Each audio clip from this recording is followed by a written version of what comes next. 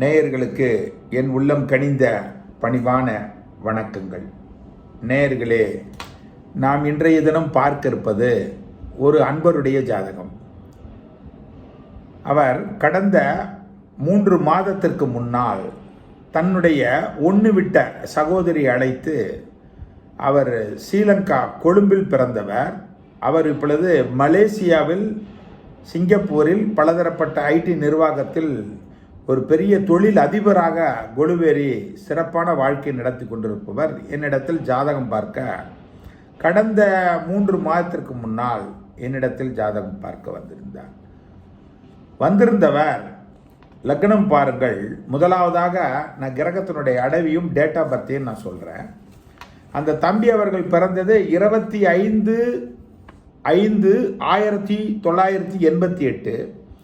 பிறந்த time 9:35 AM, Sri Lanka கொழும்பில் பிறந்தவர். அவர் பிறந்தது லக்னம் கடக லக்னத்திலே பிறந்தவர். ராசி பாருங்கள், அவருக்கு சிம்ம ராசி, பூர நட்சத்திரம், கடைப்பகுதி 4ஆம் பாதம். பிறக்கும் பொழுதே சுக்கிர மகாதிசையினுடைய இருப்பு அவருக்கு வெறும் 3 மாதம் 16 நாட்கள் மட்டும்தான் சுக்கிர மகாதிசையினுடைய இருப்பு இருந்தது.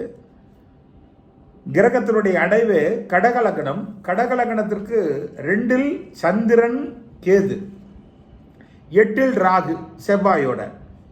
லக்னத்திற்கு 6ஆம் பாவத்திலே சனி. லக்னத்திற்கு 8ஆம் இடத்திலே, அதாவது கும்பமனையிலே செவ்வாயும் ராகுவும் வீற்றிருக்கிறது. 10ஆம் இடம் என்று சொல்லக்கூடிய தசமகேந்திரத்திலே குரு மேசமனையிலே மேச ராசியிலே தனித்து அமர்ந்திருக்கிறார். 11ஆம் இடம் பாதக லாபஸ்தானத்திலே சூரியன். 12ஆம் இடம் என்று சொல்லக்கூடிய அயன சயன போகஸ்தானத்தில் மிதுன மனையில் சுக்கிரனும் புதனும். இது எதற்காக கோடிட்டு காட்டுகிறேன் என்றால், தன்னுடைய முயற்சியாலேயே படிப்படியாக தன்னுடைய யோக பாவத்தால் சகல ஐஸ்வர்யங்களையும் பெற்று சிறப்பாக வாழ்ந்து கொண்டிருக்கக்கூடிய ஒரு அன்பருடைய ஜாதகம்தான். அவருக்கு பிறப்பு ஜாதகத்தில் சுக்கிர திசை வெறும் 3 மாதம். அதற்கு அடுத்தது சூரிய திசை 6 ஆண்டுகள் முடிந்தது. அதன் பிறகு சந்திர மகாதிசை 10 ஆண்டுகள். அப்போ சூரியன் 6 ஆண்டுகள், சந்திரன் 16 வருடம் கம்ப்ளீட் ஆகி 17ஆவது வருடத்தில் அடி எடுத்து வைக்கும் பொழுது அவர்களுக்கு சிறந்த ராஜ பரிபாலனத்துக்கு உண்டான கிரகம் செவ்வாய்.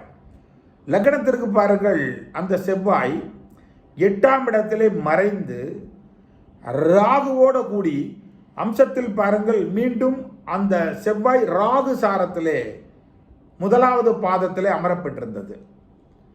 2வது விதி, அதற்கடுத்தது மதி. விதினா என்ன? லக்னம். மதி என்றாலே சந்திரன். அந்த சந்திரன் இங்கே அமர்ந்திருக்கிறது சிம்ம ராசி. சிம்ம ராசிக்கு முதல் தர யோகாதிபதி என்ற வரிசையிலே ராசிப்படி சுக பாக்கியாதிபதி, லக்னப்படி பஞ்சம கர்மாதிபதி, பஞ்சம ஜீவனாதிபதி, பஞ்சம ராஜ பரிபாலனத்துக்கு சொந்தக்காரன் இந்த செவ்வாய். லக்னத்திற்கு 8ஆம் இடத்திலே மறைந்து சந்திரனும் செவ்வாயும் பார்த்த சிறந்த சசிமங்கல யோகமும் சிறந்த குருச்சந்திர யோகமும் இவர் ஜாதகத்தில் அமரப்பட்டிருக்கிறதை நாம் நன்றாக பார்க்கலாம். காரணம், சந்திரனும் செவ்வாயும் சிம்ம மனைக்கு சுகபாக்கியாதிபதி அல்லவா செவ்வாய், முதல் தர யோகாதிபதி என்ற வரிசையில் வருவதனால் அந்த சந்திரனும் செவ்வாயும் சமநோக்கா பார்ப்பதனால் இவர்களுக்கு சிறந்த சசிமங்கல யோகம் கிட்டுகிறது. அந்த அடிப்படையில் அவருக்கு அடுத்தது பாருங்கள், தன்னுடைய முயற்சி ஸ்தானத்தை நாம் பார்க்க வேண்டும். யோக பாவங்கள் நன்றாக அமைந்திருக்கிறது. சரி, 3ஆம் இட முயற்சி ஸ்தானம் அல்லவா? அந்த முயற்சி ஸ்தானாதிபதி யார்? புதன். முயற்சி ஸ்தானத்துக்கு 10ஆம் இடத்திலே கர்மஸ்தானத்திலே, அதாவது லக்னத்திற்கு 12ஆம் இடம் என்று சொல்லக்கூடிய, லக்னத்திற்கு 12ஆம் இடம் என்று சொல்லக்கூடிய அயன சயன போகஸ்தானத்தில் இந்த யாரோட கூடியிருக்கிறது? அந்த சுக்கிரனோட. அப்போ லக்னத்திற்கு 3ஆம் இடம்ன்றது முயற்சி ஸ்தானத்துக்கு தர்ம கர்ம பஞ்சம யோகம் விழுந்திருக்கிறது. எப்படி? தர்மம் என்றால் 9ஆம் இடத்து அதிபதியும் 10ஆம் இடத்து அதிபதியும் 3ஆம் இடத்திற்கு முயற்சி ஸ்தானத்துக்கு அழகாக சங்கமமாகி லக்னத்திற்கு 12இல் மறைந்து அந்த மறைந்த அந்த புதன் சுக்கிரனை நிறைந்த சனி பாருங்கள் 3ஆம் இடத்திற்கு 4ஆம் இடத்தில் அமர்ந்து நேரடியாக பார்க்கிறார். அந்த 3ஆம் இடத்துக்கு பஞ்சமாதிபதியா யார் வருவார்? பஞ்சம சத்ரு ரோகருணாதிபதியா சனி. 3ஆம் இடத்திற்கு முயற்சி ஸ்தானத்துக்கு 2-9 கூடிய தன பாக்கியாதிபதியா சுக்கிரன். முயற்சி ஸ்தானத்திற்கு முயற்சி ஸ்தானாதிபதியே முயற்சி ஸ்தானத்துக்கு 10ஆம் இடம் கர்மாதிபதியா வருவதனால் நேருக்கு நேராக அப்பழுக்கு இல்லாத தூய சங்கமம் போன்ற எந்த ஆப்போசிட்டான கிரகங்கள் பாருங்கள் அவருடைய ஜாதகத்தில் பார்க்கவே இல்லை. அப்போ ஒரு மனிதன் தன்னுடைய முயற்சியால் சிறப்பாக வாழ வேண்டும் என்றால் முயற்சிக்கு யோக பாவங்கள் சங்கமித்திருந்தால் மட்டும்தான் அவர் ஜொலிக்க முடியும். கரெக்டாக பாருங்க, யோக திசை அவர் வாழ்க்கையில் 17ஆவது வயசுல தொடங்குதா, முயற்சி ஸ்தானத்துக்கு தர்மகர்மாதிபதி யோகம் இருக்கிறதா, அப்பொழுதுதான் இவர் படித்தது ஓரளவுக்கு தான் மிதமாக படித்தவர். பள்ளி பருவத்திலேருந்து ஏதாவது ஒரு கண்டுபிடிக்கணும்னு சொல்லி அவர்களுக்கு இயற்கையாக நூதனமான அறிவை அந்த 10 கூடிய ஜீவனாதிபதியோட ராகு கொடுக்குறார். 5ஆம் இடம் அறிவு ஸ்தானாதிபதியோட அந்த ராகு கூடும்போது யோக சங்கம கிரகங்கள் பார்வை செல்லும்போது பன்மடங்கு அவருடைய மல்டிப்ளஸ் ஆகும் அதனுடைய அமைப்பு. அந்த அமைப்பு பாருங்கள், செவ்வாய் ராகு கூடனால புதுமையானது ஐடி நிர்வாகத்துக்கு ஒரு கருவியை கண்டுபிடிக்கிறார். ஷார்ட்டாக ஒரு கருவியை கண்டுபிடிக்கிறார் தன்னுடைய சுயமை. அதை ஸ்ரீலங்காவில் கொழும்புல பிறந்தவர், ஸ்ரீலங்காவில் பிறந்தவர், வாழ்ந்ததெல்லாம் மலேசியா சிங்கப்பூரில். அது ஒரு கம்பெனிக்கிட்ட கொடுத்து அந்த கம்பெனிலேருந்து இவரை ஒரு திறமையான ஒரு நல்ல அட்வைசராக அவருக்கு எடுத்துக்கிறாங்க. அதன் மூலமே அவர்களுக்கு சொற்ப லாபங்கள் படிப்படியாக கிடுகிடுன்னு லிஃப்ட் பாருங்க. அந்த லாபம் சொற்ப லாபங்கள் பன்மடங்கு ஆதாயமாக அந்த செவ்வாய் திசை 7 வருஷத்துக்குள்ள திரண்ட செல்வத்தையும் இவருடைய அறிவால் அந்த கம்பெனியை இவருடைய 24 வயசுக்குள்ளே கொத்துது.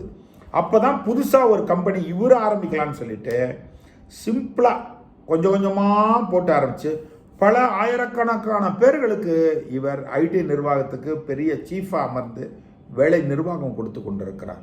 ஒரு கம்பெனியில் ஒரு பொருளை கண்டுபிடிச்சு நூதனமான அமைப்பில் தன்னுடைய அறிவால், ஆற்றலால், சிந்தனையால், திறமையால், தர்மகர்ம யோகத்தால் அவர்களுக்கு ஒரு மனிதனுக்கு என்னதான் முயற்சி இருந்தாலும் முயற்சி என்பது திருவினையாக்கும் என்று சொல்லுவாங்க இல்லையா? ஆனால் அந்த திருவினையாக்க வேண்டும் என்பது விதிப்பயன் அவன் கட்டத்தில் இருந்தால் மட்டும்தான். அந்த தம்பி ஜாதகத்தில் பாருங்க, 3ஆம் இடம் முயற்சி ஸ்தானத்துக்கு அந்த சுக்கிரனும் புதனும் சனியும் நேருக்கு நேராக பார்த்துக்கினா தர்ம தன பஞ்சம யோகம் எழுந்திருக்குதுங்களா?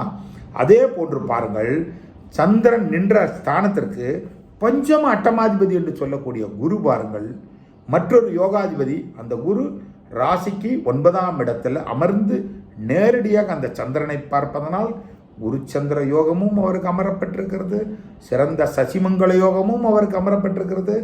அதே போன்று பாருங்கள், புதன் சுக்கிரன் சனி அந்த 3ஆம் இடத்திற்கு தர்மகர்ம பஞ்சம யோகமும் அவருக்கு விழுந்திருக்குது.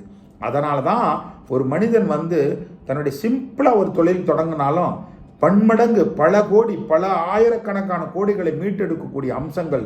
என்னப்பா இவர் வாயை திறந்தாவே 1000 2000 சொல்லி கமெண்ட்ஸில் மைனஸாக சொல்கிறவங்க இருக்கிறத பார்க்கலாம். எங்கிட்ட வர்றவங்க அப்படி வர்றாங்களே, நான் என்ன பண்ண முடியும் அன்பர்களே? மிகையாக சொல்வதனால் மிகையாக வாழ்ந்து முடியுமா? தாழ்த்தி சொல்வதனால் அவன் தாழ்த்தி வாழ்ந்துட முடியுமா? கோடிகள் என்பது இவர் எப்போ வாயை திறந்தால் 5000 கோடி 10,000 கோடினா அந்த யோக பாவங்கள் அவன் ஜாதத்தில் இருக்குது. முடி இருக்கிறவன், குடிமை இருக்கிறவன், அள்ளி முடிகிறவன், இல்லாதவன் உன்ன மாதிரி கமெண்ட்ஸ் பண்ணி டவுன் நிலைக்கே போயிட்டே இருப்பேன். நீ எல்லாம் வாழ்க்கையில் என்றைக்குமே உயர மாட்டேன். கரையேறாத படங்கள் ஆப்போசிட்டான கமெண்ட் பண்ணுங்க, தப்பு கிடையாது. ஒருத்தர் என்ன எப்போ பார்த்தாலும் இதையே இவர் வாயத்திறந்தா 5000 கோடி 10,000 கோடி அங்கே இருக்கப்பா. எங்கிட்ட வர்றவங்கெல்லாம் அப்படி வர்றாங்களே, பெருங்கொண்ட திரண்ட முதலாளிகளெல்லாம் நான் ஜாதகத்தை பார்க்கிறேனே. அப்போ எனக்கு அந்த பிராப்தம் அந்த கட்டத்தில் இருக்குது. நீ பொறாமப்பட்டோ வேதனைப்பட்டோ கமெண்ட்ல பேசியோ ஒன்றும் வருத்தம் இல்லை. அல்லாமல் குறையாது கில்லாமல் வெளிக்காது என்று சொல்வார்களே, அந்த மிகப்பெரிய யோகங்கள் பாருங்கள். அந்த செவ்வாய் திசையில் 7 ஆண்டுகள் 24 வயசுல கொடுத்துதா. அதுக்கப்புறம் யார் வர்றா பாருங்க, பெரிய மல்டிப்ளஸ் பண்ணும்ல. ஒரு கிரகத்தோட தூண்ட விட்டு சதுரடிக்கக்கூடிய ஆற்றல் படைத்தவன் இந்த ராகுன்னு நம்ம அடிக்கடி சொல்லுவோம் இல்லையா? அந்த ராகு திசை பாருங்கள் 8ஆம் இடத்துல அமர்ந்து செவ்வாயோட யோக பாவத்தோட சங்கமித்து சந்திரனுக்கு அது 7ஆம் இடத்துல அமர்ந்து இருக்கிறனால அவருக்கு வீடு கொடுத்த கிரகம் பாருங்கள். அந்த வீட்டிற்கு பாருங்கள் 11ஆம் இடம் லாப பாவத்தில் அமர்ந்து ஒரு ஆப்போசிட்டான டீம் எதுவுமே பார்க்கல பாருங்க. ஒரு மைனஸான கிரகங்களே இல்லை பாருங்க. செவ்வாய் 8ல் கெட்டது ரொம்ப பேட்டி ராகுவோட கூடுனதா, அது சந்திரனுக்கு அது யோக பாவமாக மாறி சுந்தரமாக அந்த குரு பார்க்கிறானா. அப்போ ஆப்போசிட்டான டீம் பாருங்க, அந்த சனியோட ஒரு சூரியன் மிங்கிள் ஆகல, சனியோட செவ்வாய் மிங்கிள் ஆகல, சனியோட பாருங்கள் சுக்கிரன், அந்த புதன், இந்த டீம் பாருங்க நல்ல சக்சஸ்ஃபுல் டீம். எவ்வளோ அதான் ஒரு ஜாதகத்தில் 3 கோள்கள் சங்கமித்து நன்றாக அமைந்து விட்டால் அவனுக்கு 4 கோள்கள், அதாவது 7 கோள்கள் நன்றாக அமையும். 7 கோள்கள் நன்றாக அமைந்து விட்டால் அவனுக்கு 9 கிரகங்களும் அவர்களுக்கு மிகப்பெரிய மாமலைகளாக இருந்தாலும் படிக்கட்டுகளாக வழிவிட்டு நிச்சயமாக உயர்வடைவதற்கு இது ஒரு காரணம். அப்ப பாருங்க, ராகு திசையில பன்மடங்கு ஆதாயம் கிடைக்கிறது. ராகு திசையில இப்ப நடக்கிறது அவருக்கு பாருங்க, சுக்கிரனுடைய புத்தி நடக்கிறது. இப்போ என்ன கேட்குறாரு, சார் நான் இண்டஸ்ட்ரியில் வந்து பெரிய அளவில் இருக்கிறேன், பெரிய ஃபேக்ட்ரி வச்சுருக்கேன், நிர்வாகம் இல்லாமல் இருக்கேன், நான் போட்டதெல்லாம் தாயம் நீங்கள் சொல்கிற மாதிரி. உங்களுடைய யூடியூப் சேனல் பார்த்தா என்னோட ஒன்று விட்ட சகோதரி அழைச்சி வந்திருக்கிறாங்க. ஆனால் உண்மையாலுமே ஆகோ ஓகோன்னு உங்களை பற்றி சொன்னாங்க. ஆனால் நேரில் வந்தது உண்மை கசப்பாகத்தான் இருக்கும். அது ஏற்றுக்கூடிய மனப்பக்குவம் இருக்கணும். அடிக்கடி உங்கள் யூடியூப்பில் சொல்கிறத நான் கேட்டு இங்கே வந்திருக்கேன். ரொம்ப பியூட்டியாக சொன்னீங்க. நான் அப்படித்தான் வாழ்க்கையில் 16 வயசுலேருந்து எனக்கு இன்னைக்கு வயசு 40 கூட கிராஸ் ஆகலை, இதுக்குள்ளே இவ்வளோ பெரிய கோடிகளை நான் சம்பாதிச்சிருக்கிறேன்னா அதுக்கு முயற்சி காரணமாக கிடையவே கிடையாது. முயற்சியோ இல்லை, யோக பாவங்கள் மண்டி இருக்கிறது அவருடைய ஜாதகத்தில். இப்போ இன்னைக்கு 100கணக்கான பேர், 500 பேர், 1000 பேருக்கு ஒருத்தர் வேலை கொடுக்கணும்னா ஒருத்தருடைய உழைப்பில் ஒருத்தருக்கு உயரணுன்றது விதிப்பெண். அந்த கட்டத்திலிருந்து அந்த யோக பாவங்கள் அப்படியே அழகாக வாரி வழங்கக்கூடிய பாக்கியத்தில் அவர் ஜாதகத்தில் இருக்குது. இப்போ ராகு திசை, அடுத்தது பாருங்கள் குரு திசை. லக்னத்திற்கு 10ஆம் இடத்துல குரு, அந்தணன் தனித்தமர்ந்தால் அபகீர்த்தி மெத்த உண்டுன்னா ஒன்றும் மெத்த மைனஸ்லாம் ஏற்படாது. இவர்கள் அடித்தளம் நல்ல ஃபண்டமெண்டல் அடித்தளம் பேஸ் நல்லா இருக்கிறதுனால இவர்களுக்கு நிச்சயம் உயர்வடையத்தான் செய்யும். அந்திம காலம் வரையில் இவருடைய வாழ்க்கையில் பெரும் பிரபலமான ஒரு யோகமான தொழிலதிபருக்கு உண்டான பாக்கியம் இருக்கு. கூட ஒன்று விட்ட சகோதரி கூட்டு வந்திருக்காங்க. அடுத்த எபிசோட்ல அதை பற்றி சொல்கிறேன். இதுதான் யோக பாவம். அந்த யோக பாவம் நம்ம கட்டத்தில் இருக்கா இல்லையா, நம்ம அதை பார்க்கறத விடுத்துட்டு 500 கோடி 1000 கோடின்னு பேசி என்ன ஆகுது, அங்கே இருக்கு. அவர் உயர போறார்.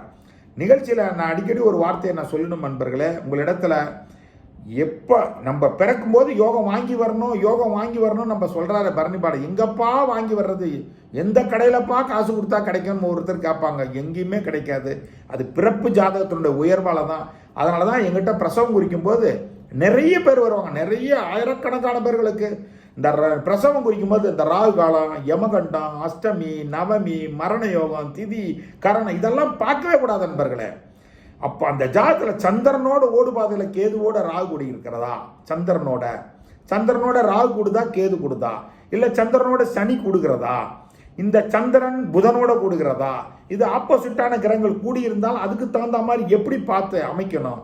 ராகு காலத்தில் நல்ல குழந்தைகள் பிறக்கிறது இல்லையா, 7.5 சனியில் நல்ல குழந்தைகள், அஷ்டம சனியில் நல்ல குழந்தைகள், நவமி, அஷ்டமி, மரண யோகத்தில் யோகமான குழந்தைகள் பிறக்கிறார்கள். நல்ல நேரத்தில் அவயோகமான குழந்தைகள் பிறப்பது.